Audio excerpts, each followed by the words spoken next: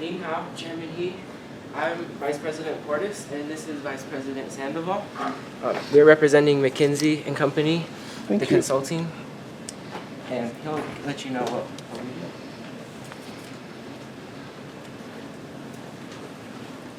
So, McKinsey and Principal, we are a company that works in many different industries. We've been around since 1926. We work in the Middle East, or the Middle West, my bad. And we have many different diversities. We have 44 diversities in our company. And we're very prestigious. We have the world's we're fourth on the world's GDP, and that is more than 100 companies in the Fortune 500. So we're here today on our behalf to help you guys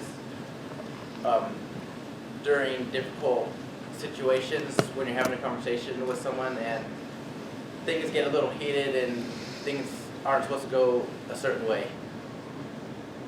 So why do we want to work with China Mid-Metals? Well, we notice you have over 200,000 employees. We want to make sure that we can help with the stressful conversations and leadership from the top down. We also know that many businesses make a lot of mistakes because of the lack of communication, and so we want to help you with that and help solve that. And also we want to strengthen your relationships and reputation in networking and marketing here in the US and across the globe, and in China, obviously. And so we noticed that China has a lot different way of communicating, and even though we work with mostly US companies, we want to utilize that as your strength, since it's a low negativity context and also a high context culture. And so we know that a lot of it is indirect communication.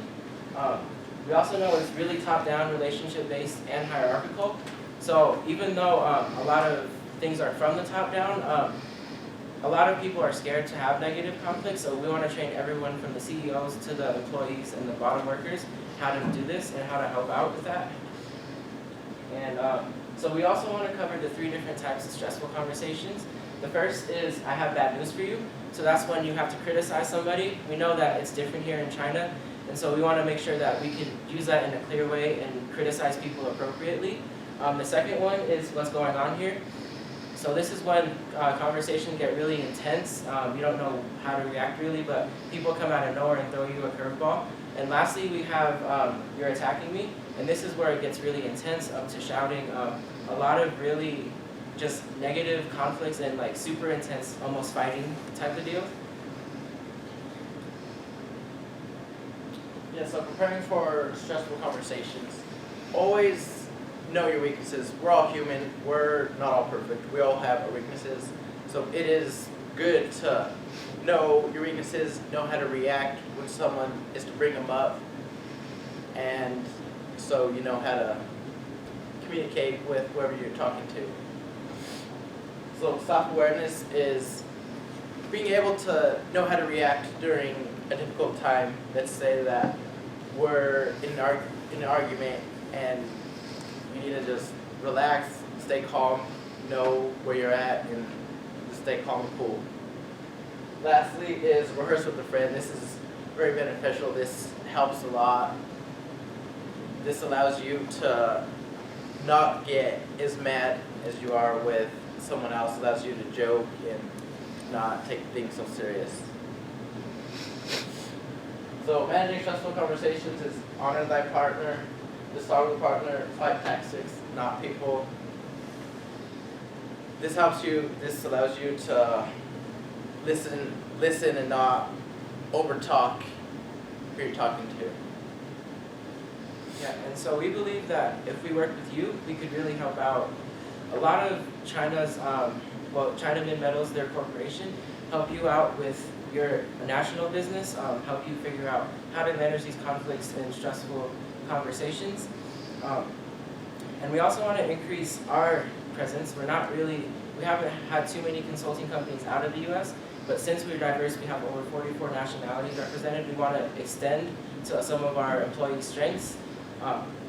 We also really think that being in the Midwest, we work with a lot of gas companies, a lot of industrial mining companies, and engineering. So we think it'd be a perfect fit in order to kind of collaborate and see what we've learned from the US and implement that in China. Um, Guys, 5 minutes.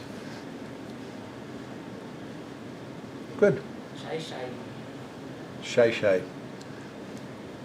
So, one of my questions, sort of, I think, we looked at, when I looked at the material and read it, I thought this is a very American approach to dealing with stress and to dealing with issues in the workplace. Do you think it needs to be changed or made different in order to be able to work in Chinese culture? Do you have any thoughts how we might be able to do that? I think it can be changed a little bit since our communication is a lot more direct out here. And so I think it can address how to be a better indirect communicator, how to utilize better body language, how to pick up on signs that may not be so Western. Do a lot of more cultural studies in Chinese business and practices and social. Okay, I'm going to throw you a little bit of a hardball or fastball, however you want to call it. Leader Jinping and I are going to be meeting with President Trump in a couple of days. We have a private meeting set up, and nobody knows about this. And we want to talk about his outrageous tariffs. They're on every single product that we sell, and I'm just absolutely furious about this. Do you have any suggestions how I can use the material that you've covered to get through that meeting? Well, I think we can use our connections in the businesses in the Midwest and figure out how they've talked to President Trump because he really wants to rely on the industry and use that to kind of do the practice in knowing how to manage the conversations. We can also collaborate together and see what our government is like and how yours is in the way we communicate. And so I think if we do a lot of practicing, and we also just kind of see what the industries we work with, we can bridge the gap and make for a beneficial conversation. Hey, great. You guys did an excellent job. Thank you. You're welcome.